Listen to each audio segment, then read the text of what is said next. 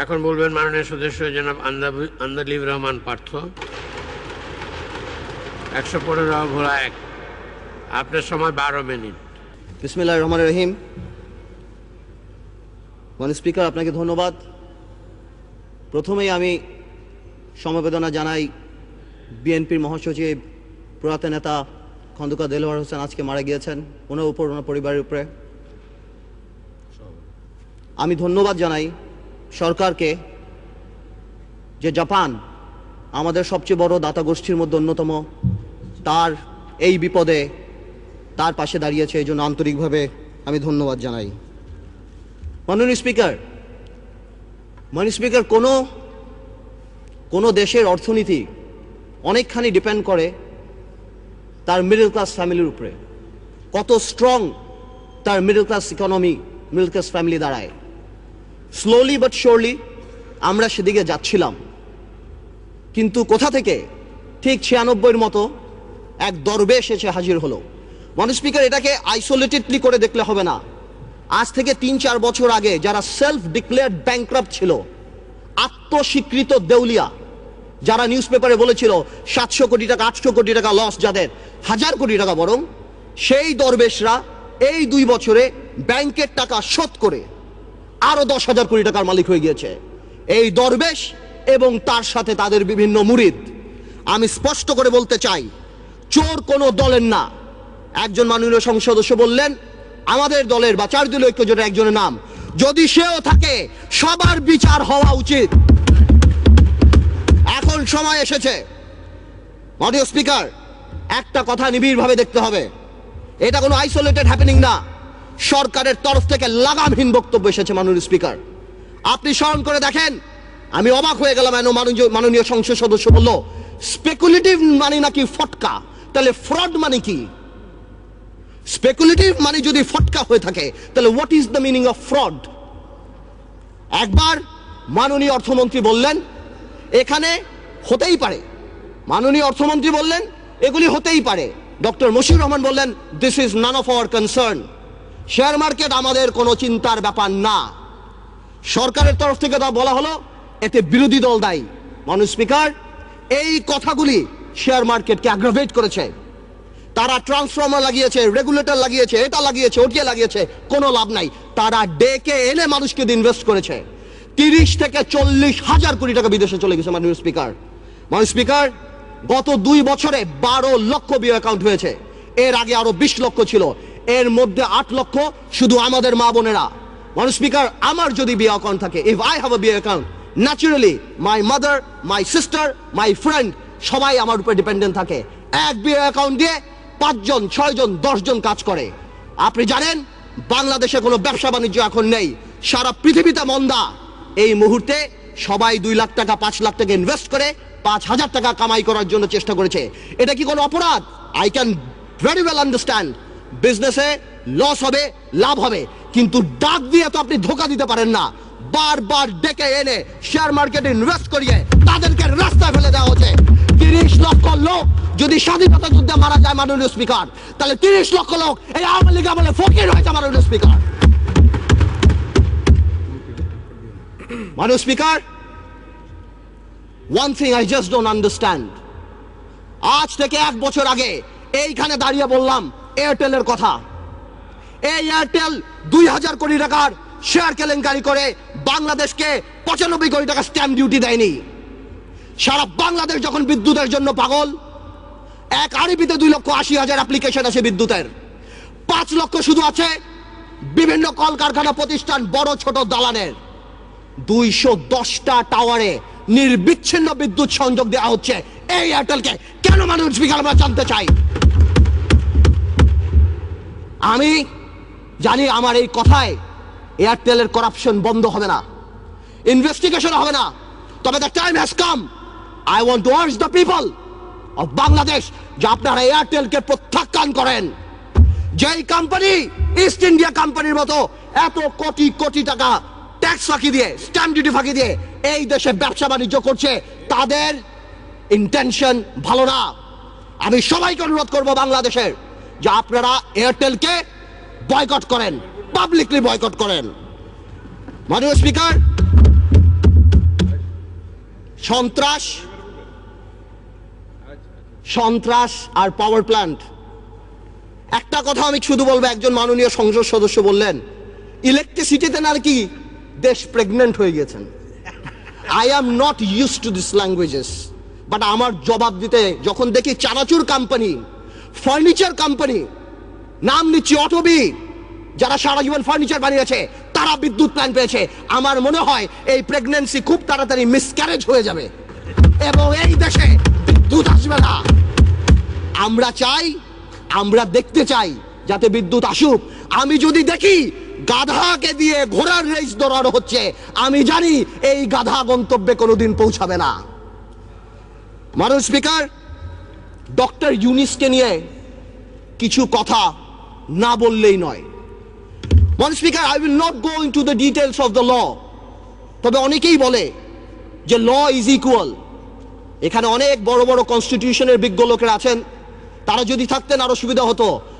মাননীয় স্পিকার, যদিও পার্লামেন্ট বলে, সংবিধান বলে ল ইজ ইকুয়াল, বাট বাস্তবে কিন্তু ল ইজ নট ইকুয়াল।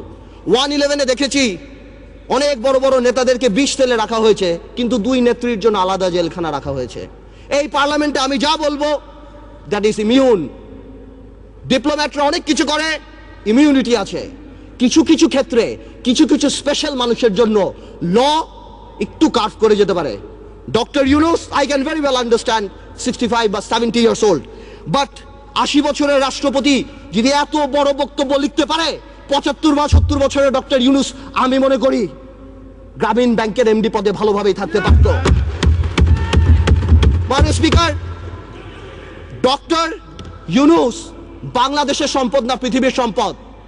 আমি দেখেছি আমাদের মাননীয় পররাষ্ট্রমন্ত্রী বলেছেন this will not affect our relationship, বহির্বিশ্বের সাথে আমাদের সম্পর্কে। ঠিক তার পরের দিনই জন কেরি বলেছেন উই আর কনসার্নড। 23 জন কংগ্রেসম্যান বলেছেন উই আর কনসার্নড। বহির্বিশ্ব ফোন উঠে ঝগড়া করবে না, এটা তাদের diplomatic language, that we are concerned, we are looking into the matter. Doctor Yunus আমাদের মতো না। আমার ফোনে সবচেয়ে বড় ভিআইপি ফোন করে জয়নাল আবেদিন ফারুক সাহেব, আর ডক্টর ইউনুসের ফোনে ফোন করে হিলারি ক্লিন্টন। মনে রাখতে হবে সে কোথায় উঠে গিয়েছেন। ডক্টর ইউনুসের এই ব্যাপারটা অ্যামিকেবলি সেটেল করা যেত। আই হ্যাভ উইটনেসড ইট। আমি নিজে দেখেছি বিবিসিতে হোয়াইট হাউস স্পোকসম্যান বলছে we are deeply concerned, this is Yunus allergy. আমি জানি অনেকে বলতে পারবে এটা আমাদের সার্বভৌমত্ব, আই ক্যান আন্ডারস্ট্যান্ড, এটা আমাদের সার্বভৌমত্ব, কিছু একটা ব্যালেন্স নিড টু বি ড্রন। এখন সার্বভৌমত্বর সাথে ব্যালেন্স, এখন গ্লোবালাইজেশনের সময়, কালকে বাংলাদেশের বিপদ হচ্ছে, আমরা তাদের কাছে যে হাত পাততেছি, দুই নেত্রীর মনোমালিন্য হচ্ছে, নির্বাচনে যাবো কি যাবো না, আমেরিকান এম্বাসির দাওয়াতে ভিড় লেগে যাচ্ছে, এখানে ভিড় লেগে যাচ্ছে, আর যখন কোনো কিছু হচ্ছে তখন কি বলা হচ্ছে এটা আমাদের সার্বভৌমত্ব ব্যাপার। এটা সার্বভৌমত্ব ব্যাপার না, এটা পার্সোনাল ভেন্ডাটার ব্যাপার।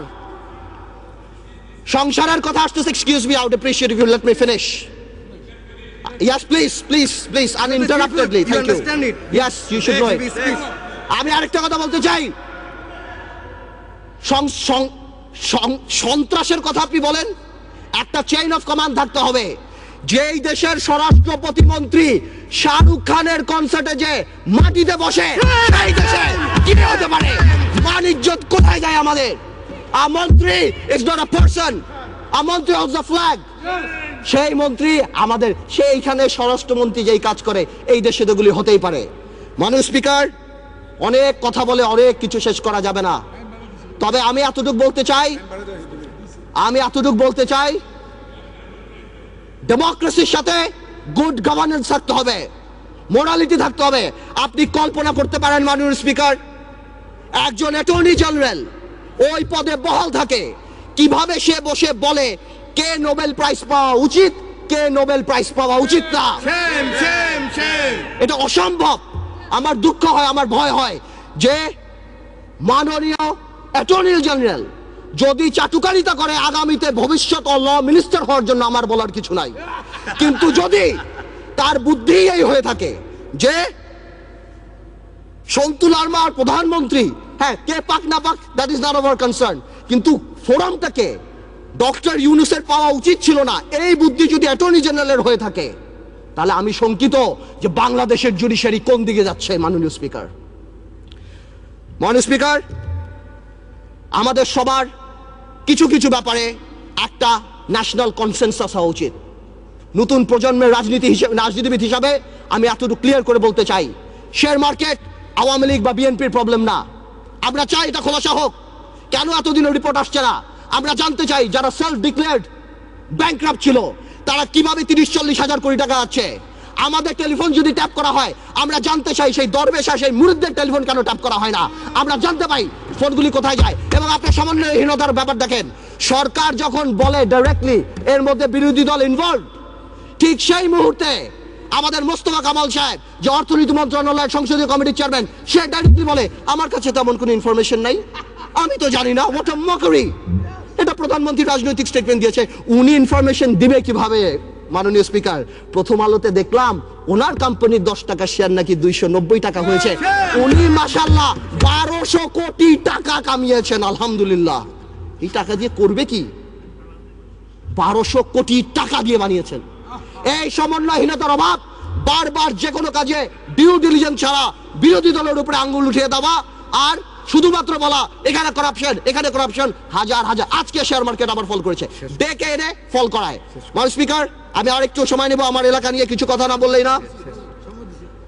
মাননীয় স্পিকার, আমার ভোলা নিয়ে আমি এর আগেও বলেছি, আপনাকে 2 মিনিট সময় বাড়িয়ে দেওয়া হয়েছে, বলুন। থ্যাংক ইউ মাননীয় স্পিকার। আমার ভোলা নিয়ে আমি কিছু কথা বলিনি। আমার ভোলার নদী ভাঙনের একটা বিরাট প্রবলেম দেখা যাচ্ছে মাননীয় স্পিকার। আমি দেখছি আমাদের 15 কোটি টাকা অফকোর্স ফান্ড দিয়েছে এলজিএডি মন্ত্রণালয়, অন্যভাবে কিছু কাজ হচ্ছে, কিন্তু এই কাজ করে কোনো লাভ হবে না আমার ভোলাতে। আমার ভোলা ইভেনচুয়ালি থাকবে না। আমি আপনার সাথে কথা বলছি, এই মুহূর্তে ভোলা 5 ফিট 10 ফিট ভেঙে গেছে। আজকে যদি এখানে মাননীয় সংসদ সদস্য তোফায়েল আহমেদ সাহেব থাকতেন, অবশ্যই সে আমার সাথে একমত হতেন। আমাদের সবার দায়িত্ব ভোলার জন্য কিছু কাজ করা। ভোলাতে অনেক ইনফ্রাস্ট্রাকচার আছে, ভোলাতে অনেক গ্যাস আছে, অনেক অপরচুনিটি আছে কাজ করার। আমি আপনার মাধ্যমে সরকারের কাছে অনুরোধ করতে চাই যে আমাদের ভোলাকে বাঁচানো উচিত, নদী ভাঙন নিয়ে কিছু কাজ করা উচিত। আমি আরেকটু অল্প সময় নেব মাননীয় স্পিকার। ন্যাশনাল কনসেনসাস বা একটা ন্যাশনাল ফোরাম, এই ব্যাপারে আমি যে কথা বলছিলাম, আমরা নতুন প্রজন্ম দেখতে চাই মাননীয় স্পিকার। কিছু কিছু ক্ষেত্রে কিছু কিছু কালপিট, আপনারা যদি সরকার দলীয় সংসদ সদস্য যদি মনে করে যে আমাদের 2-1 নাম বলে, হাওয়া ভবনের নাম বলে, এগুলি তারা পার পেয়ে যাবে না। একটা হাওয়া ভবন যদি থেকে থাকে, এই আমলে শত শত মুশকিল আসান সেন্টার বের হয়েছে মাননীয় স্পিকার। আপনি যদি সেখানে যান, আপনার মুশকিল আসান হয়ে যাবে মাননীয় স্পিকার। আপনি দরবেশের মুরিদ হবেন, আপনাকে ভূ দিবে, 2000 কোটি টাকা মালিক হয়ে যাবেন। শত শত লোকসানের কোম্পানি, জিএমজির মতো কোম্পানি, ওয়েস্টিনের মতো কোম্পানি আপনি নিয়ে যাবেন 20 কোটি টাকাকে বিলিং ভ্যালুতে বড় করে আপনি শেষ করে দিবেন। আপনি হঠাৎ রাতারাতি 40 কোটি টাকার মালিক হয়ে যাবেন। সর্বশেষ আমি একটা কথা বলবো, আমি সরকারকে আন্তরিকভাবে ধন্যবাদ জানাই যে সরকার এই দরবেশ বাবাকে বাংলাদেশের অর্থমন্ত্রী বানায় নাই। যদি বানাতো, দেশটার প্লেসমেন্ট শেয়ার বের করে, দেশটার বুক বিল্ডিং বের করে এখন মার্কেটে বিক্রি করে দিত। আপনাকে ধন্যবাদ মাননীয় স্পিকার।